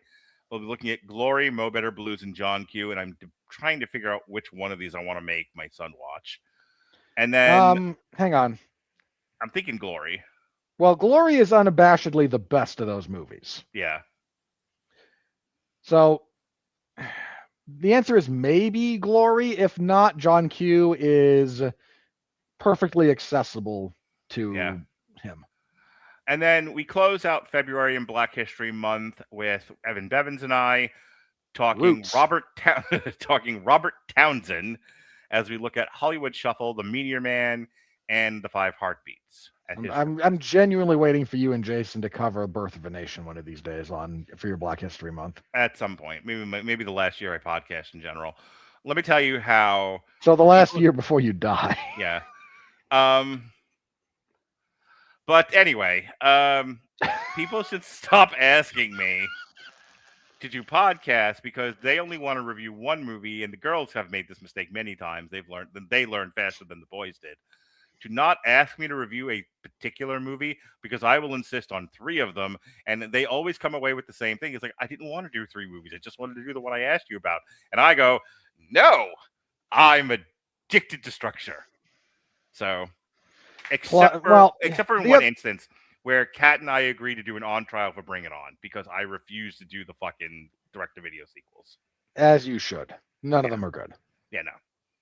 And and I looked at the director of Bring It On, and I went, "There's no way I can turn this into a triple feature unless I focus on fucking Reese Witherspoon."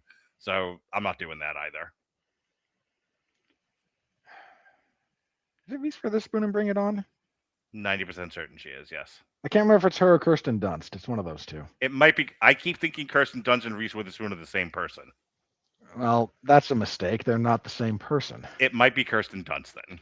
I'm almost positive it is. I would. It believe is. You. Yeah. Okay. Reese Witherspoon and Kirsten Dunst, the same lady. Well, look, you could have turned it into a triple feature about Gabrielle Union. Who the fuck would watch that? Anyway, Mark, it's Black History Month. Robert, your plugs. You go from, dude, that's the meanest thing that could have been said about Gabrielle Union. And, That's me for you. I mean, you didn't even have to make it racial. You just buried her. Yup. Yeah, that did In kind the of. proud tradition of black women don't matter. Who the fuck would watch a triple feature of Gabrielle Union movies? Folks, I am a reflection of the way Hollywood is, nothing more. That did remind me though, like there was one exchange in Crime 101 that I absolutely loved. Mm-hmm. It's when Mark Ruffalo and Jennifer Jason Leigh are breaking up, Mm-hmm. and he's angrily leaving, Mm-hmm. and he's like, "Yeah, maybe I will take up yoga and lose weight and get an apartment on the beach." And she just says, "You're the least beach person I know," and it's like the most cutting thing that could be said to him in that moment. Yeah, it was good stuff. Boy, if you need a passively ugly Hollywood ugly white woman to yell at you, call Jennifer Jason Leigh. That's a very mean thing to say about her. I said Hollywood ugly. Okay. You put the appropriate qualifier on there. Okay, I'll give you that one. I still have trauma from what was the movie with her last year that we reviewed from Netflix? The Lovely Night, Overnight, something night. Vanessa Kirby. Only You. Oh, Only the Night. Yeah, Because the Night. Hang on, I will find it. Because the night belongs to. Wow, this Gabrielle winds up Union. being our second reference to Fast Times at Ridgemont High because she's in that movie. Yes, she is. Hang on, film. Night Always Comes. I was close. Yeah, Your plugs, sir. We're getting there. Again, Mark mentioned it, but next week we'll talk Psycho Killer, where we finally drag Mark into a review of a honest-to-goodness,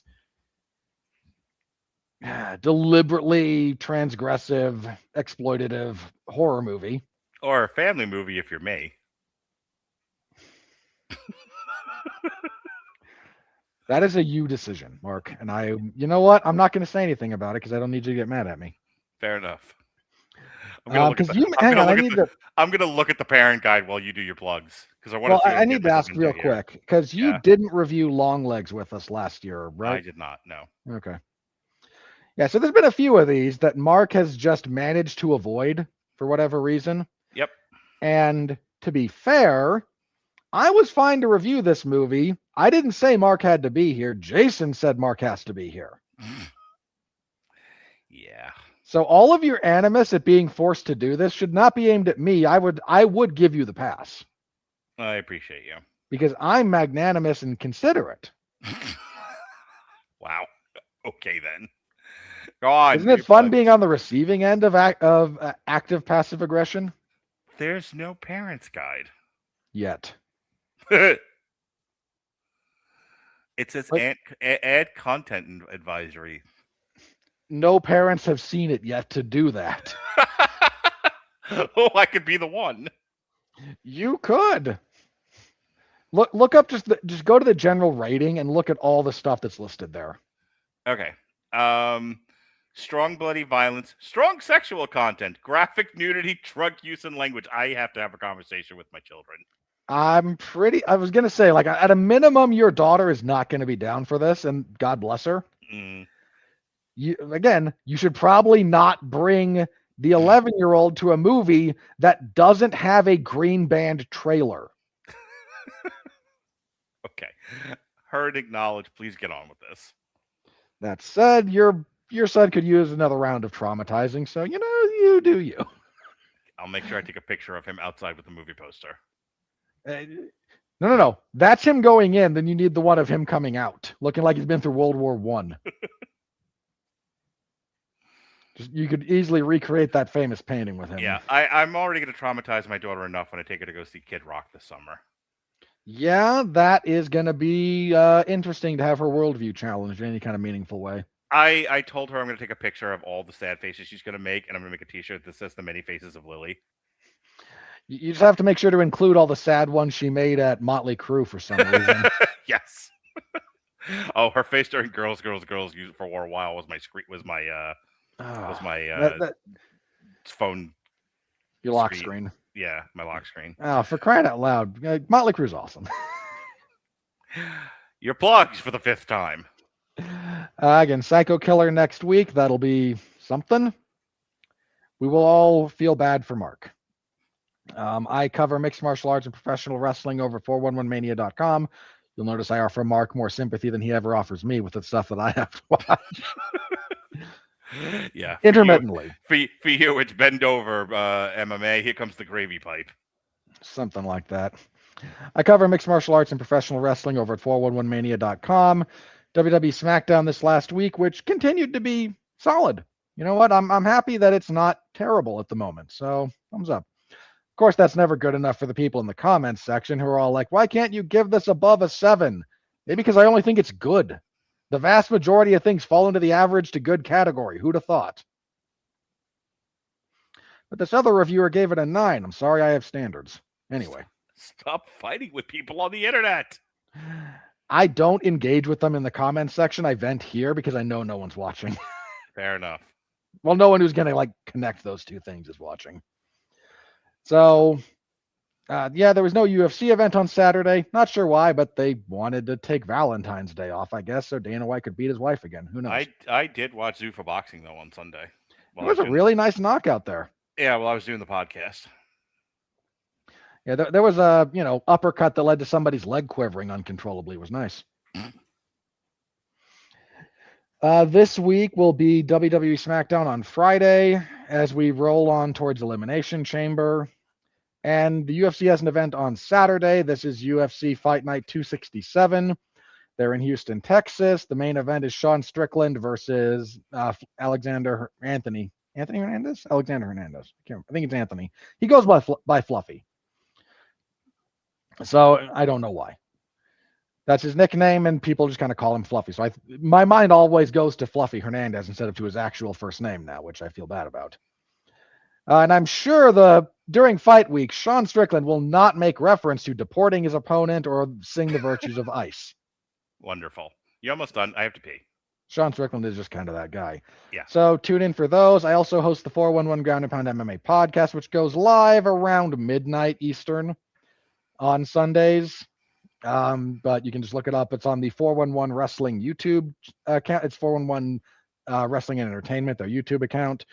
Or I think there's a page up. And yeah, this week we talk about news, Jailton Almeida getting cut, details about Tom Aspinall's eye injury. It's not good. So tune in for any and all of that. And yeah, next week we will mark again. If you feel like throwing someone off the podcast, not me. Okay, then. Well, folks, he's Robert. I have to pee. Mark has to expel some urine. As I do at the end of every 2 hours. Be well, be safe, and behave.